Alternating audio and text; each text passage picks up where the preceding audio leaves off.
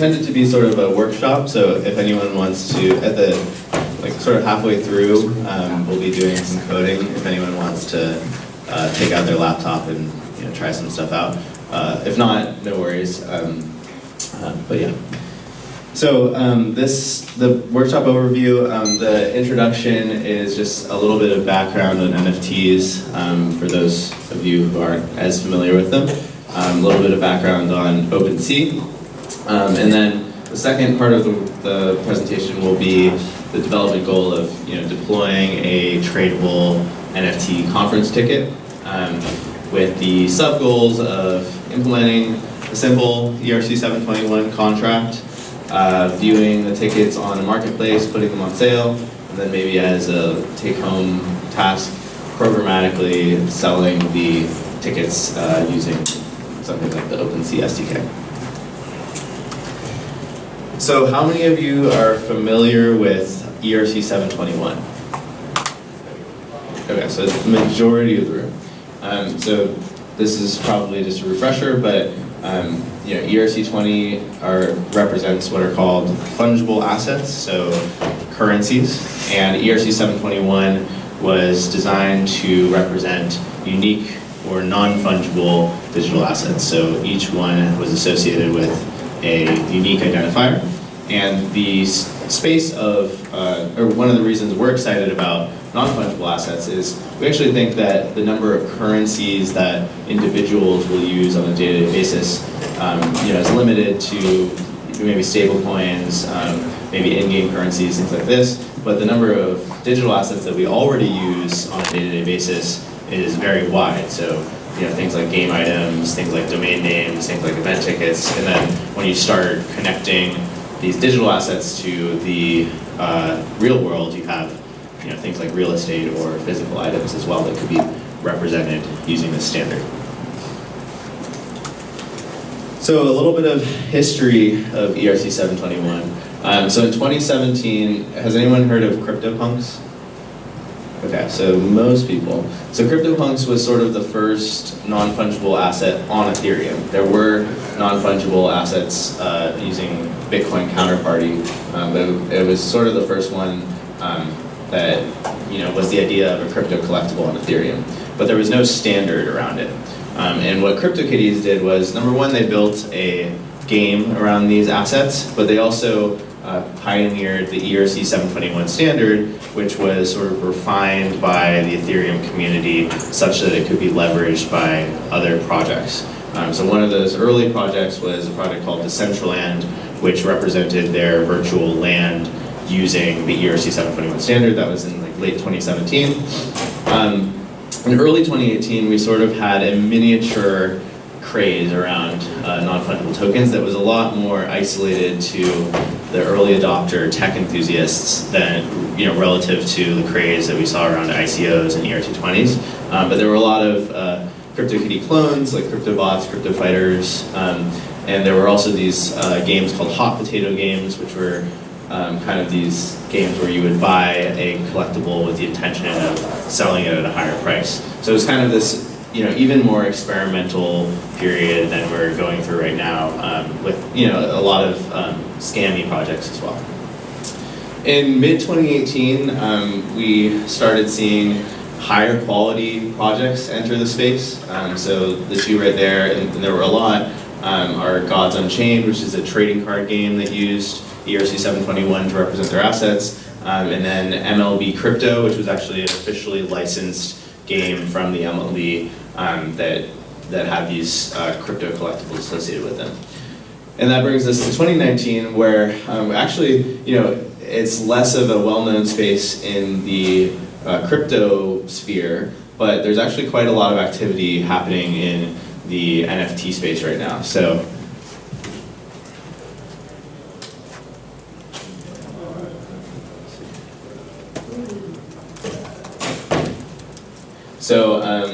Formula One recently auctioned off some cars using our marketplace, actually.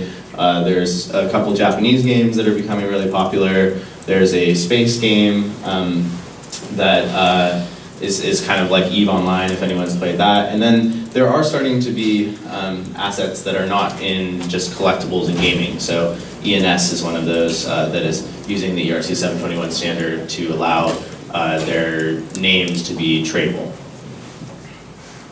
So one question one might ask is like, why is gaming kind of the leader here? So why is this an interesting fit for gaming? Number one, I think gaming is often like a digital, sort of a playground for new technology. We saw this with the mobile phone. We saw this with the early internet.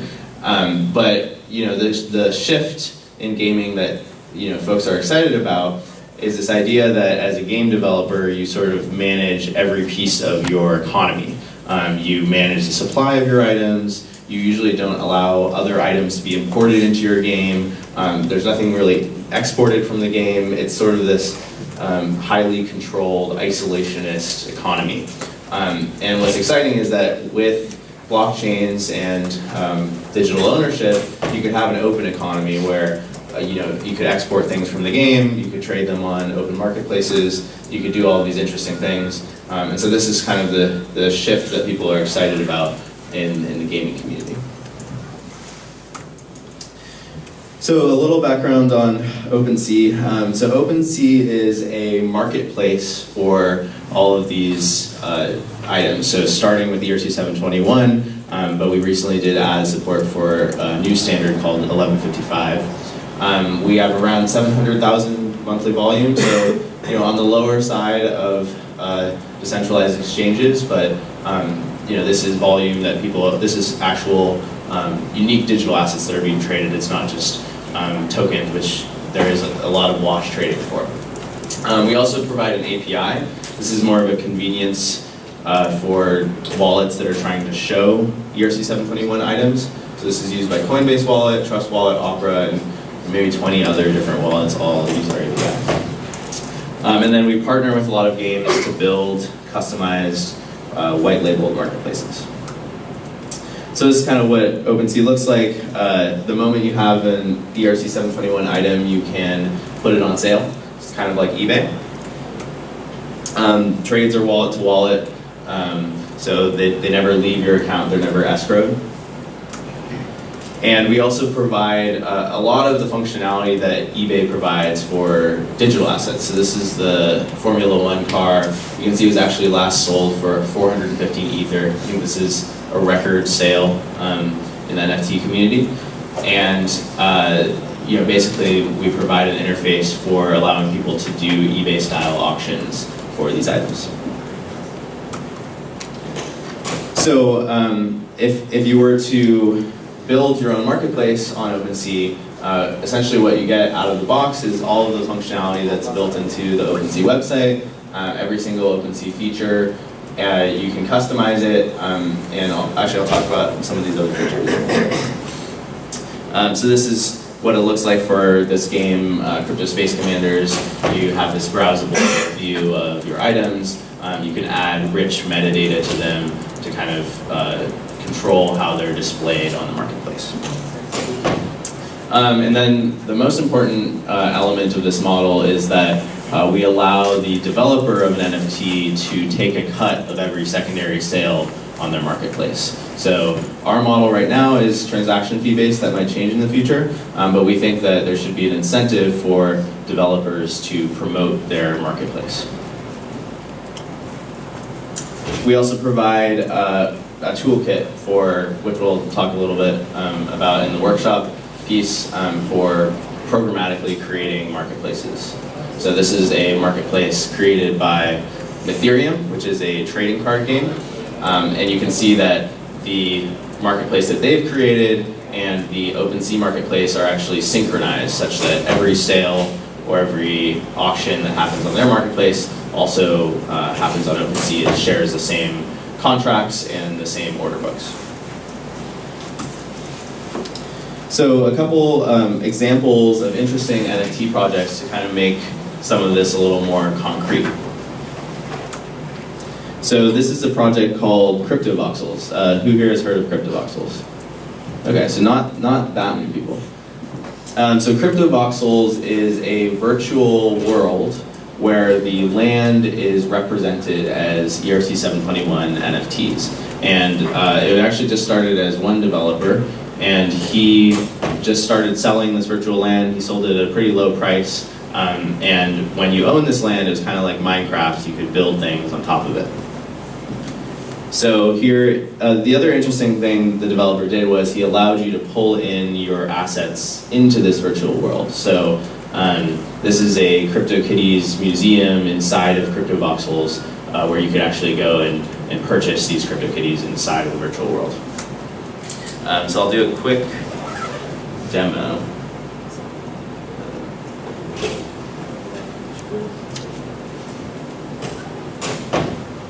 So one interesting thing that has happened is there are now folks who are curators of digital collectibles, and they have started creating galleries in CryptoVoxels to explore these artworks. So this is a gallery from someone who basically thinks of themselves as a digital art curator, and has sort of created this museum.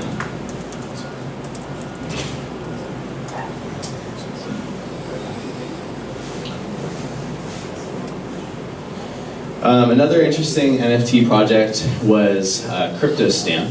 So CryptoStamp is an interesting one because it was actually coupled to a physical stamp.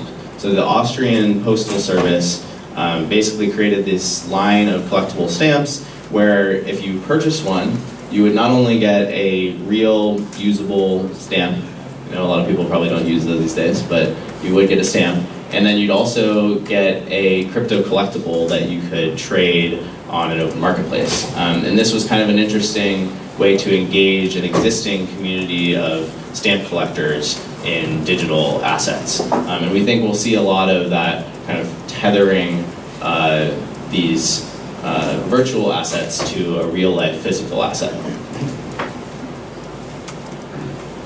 And then, of course, the most recent one is the ENS project. So ENS is a name system for Ethereum, so you can think of it kind of like .coms.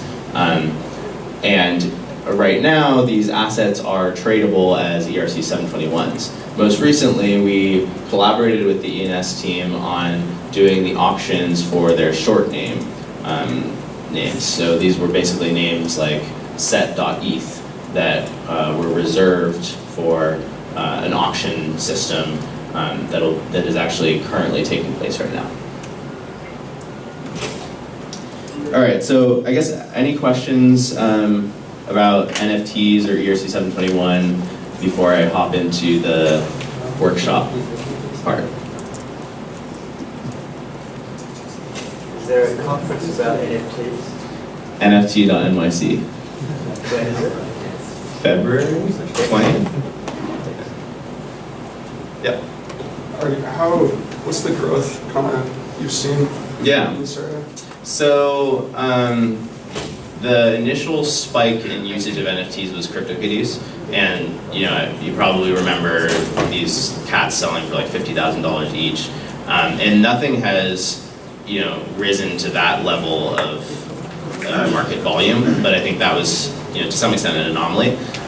In terms of market volume growth, it's sort of slow but steady linear growth at the moment. So we're seeing high growth in the number of projects that enter the space. We're seeing sort of gradual growth in the number of users that are trying them out. So it's a lot of the same early adopter type folks who are like kind of trying these out. And there's a variety of reasons that's the case. I think usability, scalability, all of those. Is it gaming or is it? Yeah, it's all in gaming, pretty much. Is the art? Is that? Oh, the art. It's also interesting, but still pretty small.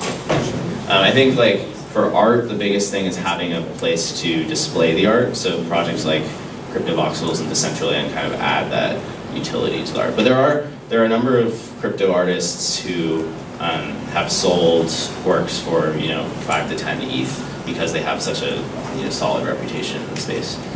So it is starting to be interesting. Yeah.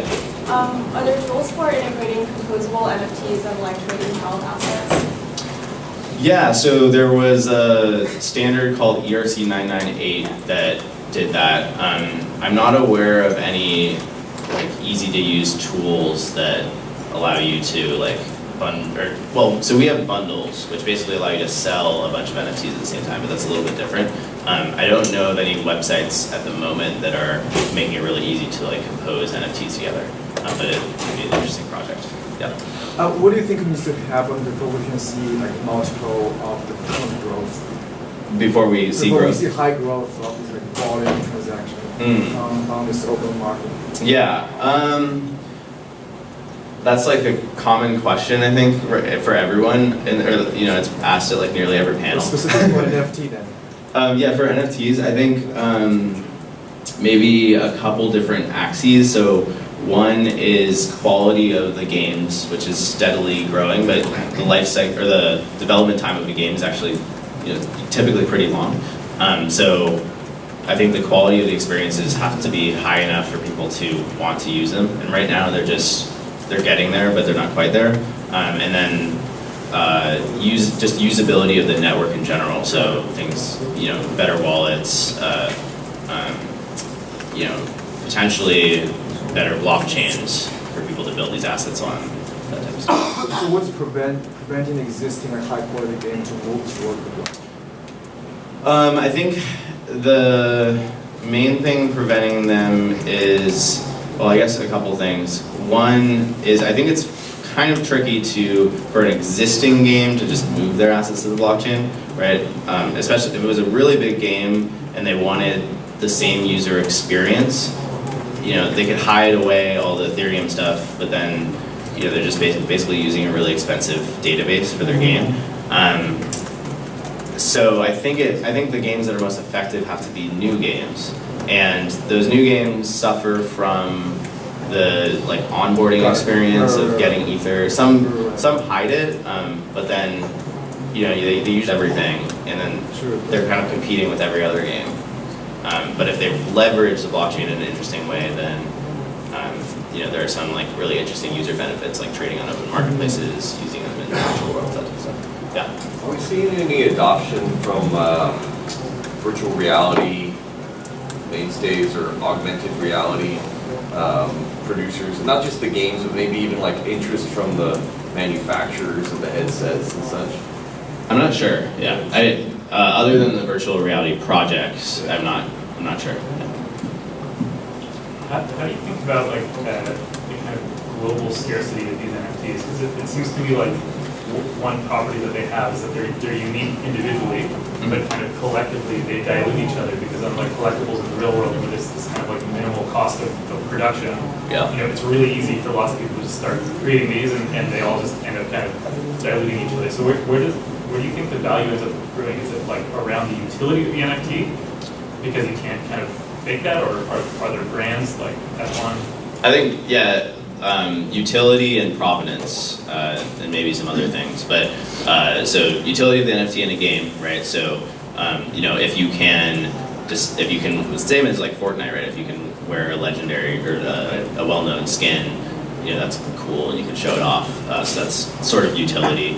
And then provenance is like, oh, this was the officially endorsed Disney collectible, and like Disney has said this is the smart contract we're using, there will only be this number of them. I think that, kind of with the Austrian Postal Service, right? Not a huge brand, but you know, they basically said this is the official crypto stamp for the Austrian Postal Service. There's only 5 like red stamps, hence those might be valuable for collectors. Have you seen anyone trying to create like a kind of art or import scarcity via like having to burn some other asset? Is anyone trying that? Yeah, so there have been a lot of like swap your CryptoKitty or burn your CryptoKitty to receive crypto. I think it was like Crypto Strikers that did this. So that's a really good point. I think a very interesting way to engage the existing community is to leverage like the existing set of NFTs, right? So go to CryptoKitties and say, oh, now they're useful in this other game, or you know, you can trade them in for our game asset that's better, or something like that. yeah, and then there's also like NFT airdrops now, so people will like airdrop a promotional NFT in your account. So there's like tons of things you could do. It's pretty interesting, actually. Yep. Have you seen much, have you seen anybody kind of use NFTs as like a permission-based system? Like, I have this asset, so therefore I have the rights to do this.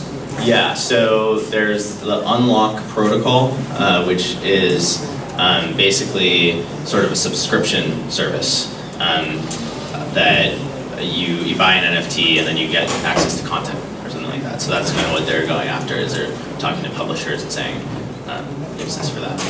Also, a DevCon ticket sold on OpenSea for 7 ETH the other day. So tickets are kind of a permissioning system, right? So there's stuff like that.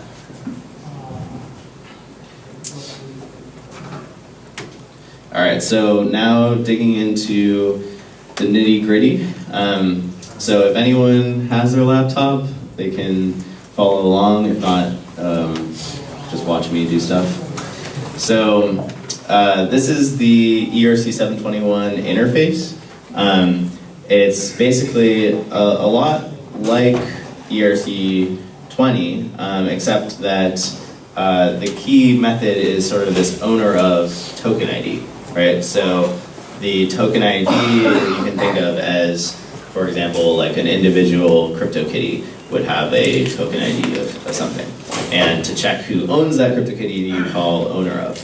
And then maybe some of you are familiar with the idea of approve in ERC20, but basically this is a way for an individual to say, I approve this account to transfer my item. So for exchanges, this is very useful because you can approve OpenSea, or actually a proxy, but that's kind of a detail, to transfer your items in the event of a sale so that they don't have to actually leave your wallet while they're on sale. And then this transfer from is obviously a really key one. This is basically the ability to transfer a CryptoKitty or what have you from an address to another address. Then the kind of interesting, very interesting part of ERC 721 is, you have these token IDs, but how do you actually represent, what a CryptoKitty is, which is, has a name, it has an image, it has a description, it has maybe some traits. So where does that live? And at the moment, all of that lives off-chain. I don't think can't think of a single ERC 721 that has put a lot of data on chain. There are 721s that put some data on chain, but most have some off-chain component. And so that's where this token URI comes into play. So token URI is basically a way for the ERC 721 developer to say, this is where you can grab all the data for my item. So this takes in a token ID and returns a URL. So here's an example of some data that would be returned from the URL when you hit it that represents the asset. So this is actually one of our test assets called an OpenSea creature. And you can see it has a description, a image, a name, an external URL, and these all map to this item, right? So you can see the image, this view on OpenSea creature is basically the external URL that you would kind of click into. And then it has these properties, which this is kind of an addition that OpenSea made up to allow you to add a little more rich data to your items. But what's cool is that as long as you implement the token URI and you've conformed to the ERC 721 standard, you kind of get it all for free. And as you can see, like this is automatically tradable, all that stuff, because it is ERC 721.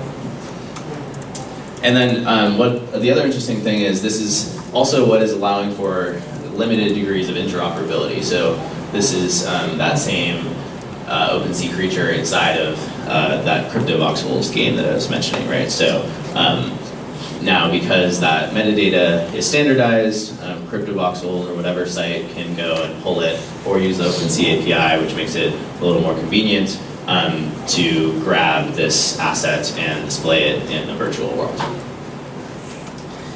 And Etherscan as well has actually recently just started listing all the inventory of ERC721s, which I think is an interesting sign that these are sort of starting to achieve the same level of significance as ERC20, which has had a nice Etherscan interface for a while. Yep. Did CryptoVoxel need any kind of permission or anything to grab and display it? Is there any kind of control over who can look at it? Except they don't own it, but right. They did not need permission to check who the owner of that NFT is. They didn't need permission to call the API to get the data. In CryptoVoxel's case, they use our API as kind of a convenience thing. We kind of aggregate some data nicely. But yeah, no, they don't need any permission. Yep. Can that metadata be changed by anyone? It's just a URI. Right. By third party swap out. Yeah, so we'll see if I get to the the coding part of this that it can be changed depending on where it's hosted. So if you host it on a HTTP server, you can certainly change it. There's not really a good standard around the metadata changing and then everything updating, kind of just pull. But if you post it on some decentralized immutable file storage thing, then obviously. Yep. I had a question about the mechanism used to approve the settlement result. So what happens if you approve it, you keep it in your wallet, but then when it actually gets sold, are you able to transfer it before that happens? Or? Yeah, so you could, so before it gets sold, can you transfer it? Could it be possible for something to be sold, for someone to think they're buying something, but you actually transferred it out of your wallet? Oh yeah, so if I put a sale up on OpenSea, for example, that says I'm going to sell this, but then I transfer it somewhere else, then that sale will be kind of canceled by us, or we'll keep track of is this sale valid? And then there's maybe the more of an attack is transferring it right before it gets bought.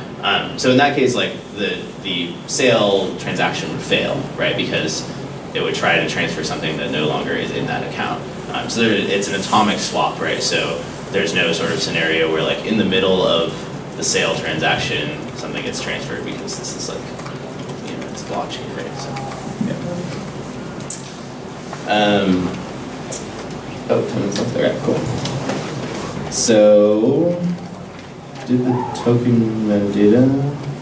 Yeah, so if anyone wants to try out deploying an ERC721 contract, I made a starter repo that forks our basic demo repo.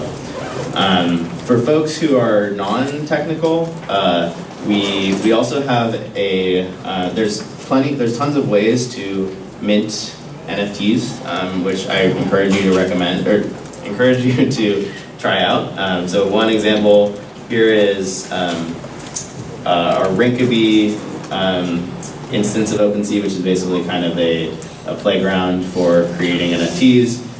You can go in our storefront manager and actually deploy a new contract and then mint NFTs. There's also Mintbase. I think I saw it in the video. Mintbase, which is a much better tool for deploying. You gotta work on your SEO. Yeah, and Mintbase.io, it's right there. Down 4, 2, 3. Yep. Yeah. So Mintbase is a much more feature-rich way of deploying interesting NFTs.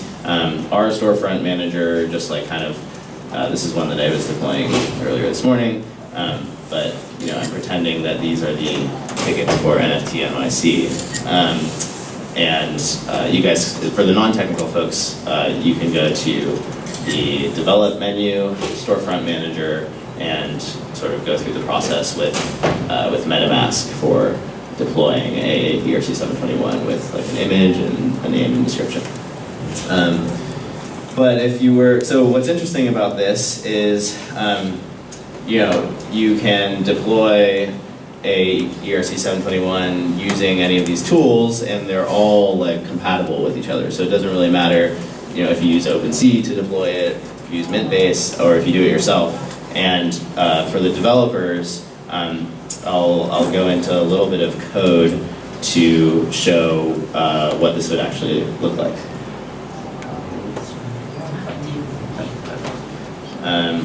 So this is, Can you blow that up? yeah. So not so, that makes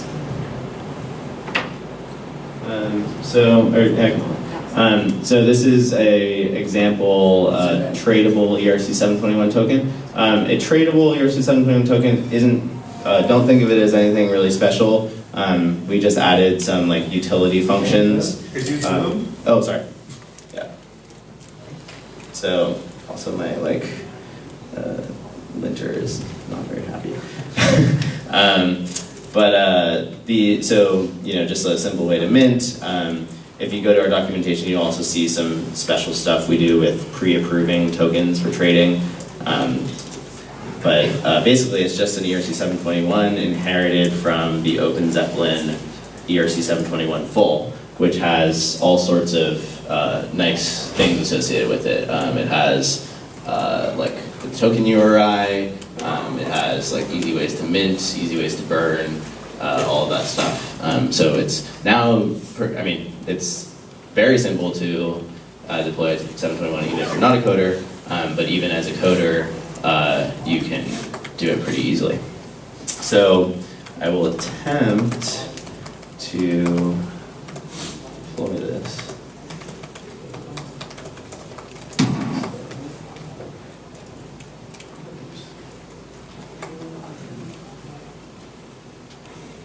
So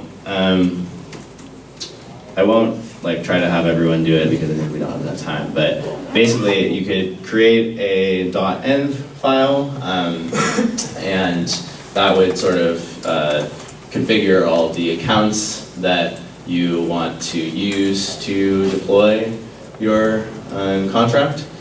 So it also sets up a Infura, or you can get an Infura key and inject it in there. And then if you run the minting script, or sorry, if you run the deployment script, so this one, then in theory, this will give you a new ERC 721 contract. And one cool thing is that OpenSea will actually pick up, kind of like Etherscan, will pick up any new ERC 721s that are deployed. So once we mint our first asset on this ERC 721 contract, it'll automatically show up on OpenSea, and you could go and trade it. So we'll wait for the contract to deploy.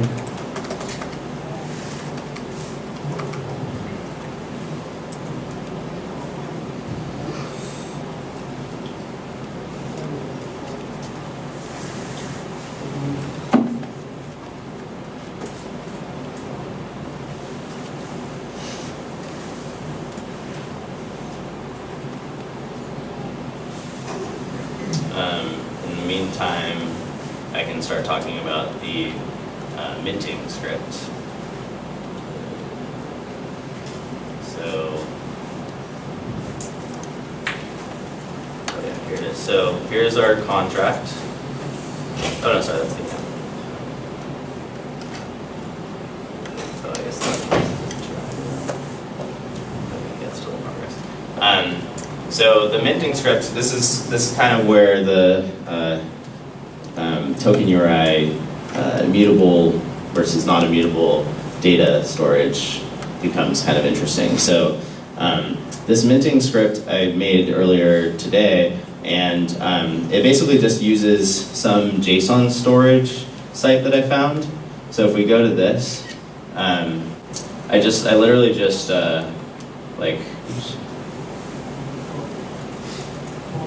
I just created a little bit of JSON, right? So name, hello, description, hi there, and then an image. And this is really good enough for the metadata standard, technically. But to the point back there, I could go and like modify this, right? So if you're trying to create an NFT that is immutably, like has an immutable image associated with it, is always the same name, etc., then you'll probably want to look into something like IPFS so that your customers can have this guarantee that their items won't be changed. Yeah, on that note, how, it seems like most people are using URLs for that. Are most like readers of NFTs configured to pull in a URL, or do many of them have support for say reading an IPFS hash? Yeah, so certainly like we have support for IPFS.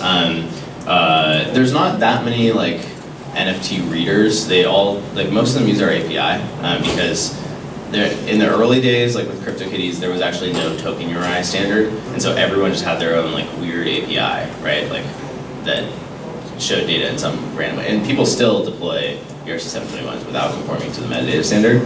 So a lot of folks use our API, which is not a very good thing. Like we don't want to be the central point of like NFT management or whatever. But yeah, if you were building a like open source NFT aggregator, you would definitely want to support something like IPFS. Right? So yeah, so am I out of time? 4 minutes ago. So we do have our ERC721 contract. We can go on Rinkeby.etherscan and check it out. Not gonna be that exciting. Then we could mint some items on here. So don't worry, this like environment stuff is not. It's all just like throw away.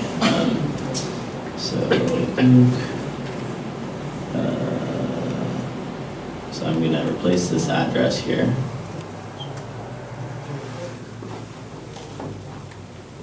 And then, hopefully, if I run the minting script,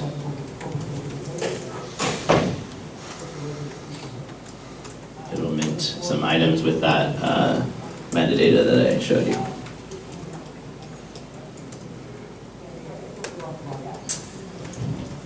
And after it's done that, you can view an item on OpenSea if you just use a little bit of URL wizardry by hitting /assets/address/token ID. I think we have to wait for it to deploy. So it has minted an item.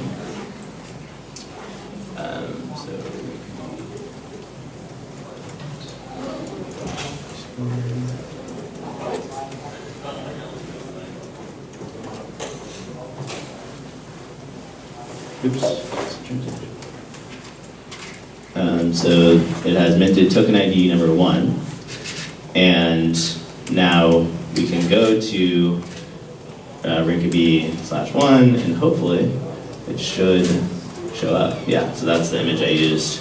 It was called Hello. And then some other interesting things you can do here are you can immediately put this on sale, both through the OpenSea UI or programmatically through our SDK. You can sell it in a different token. On mainnet, we support stablecoins and things like that. On testnet, we support this test token. You could create sort of a Dutch auction where you started at a certain price, ended at another price. You could create a private sale, eBay-style auction. You could bundle it together with other NFTs, even from other contracts and things like that. So there's all these things you can immediately do with it. And you can see the history for it. So it was born a minute ago to my account.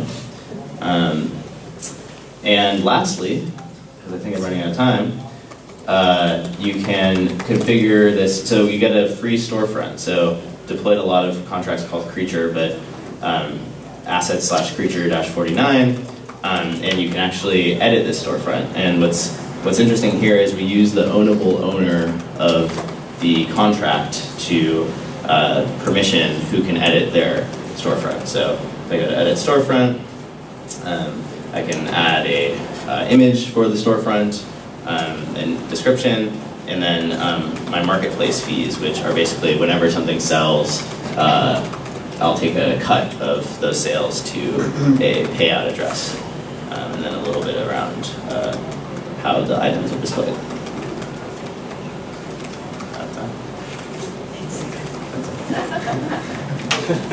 Alright. Any last minute questions?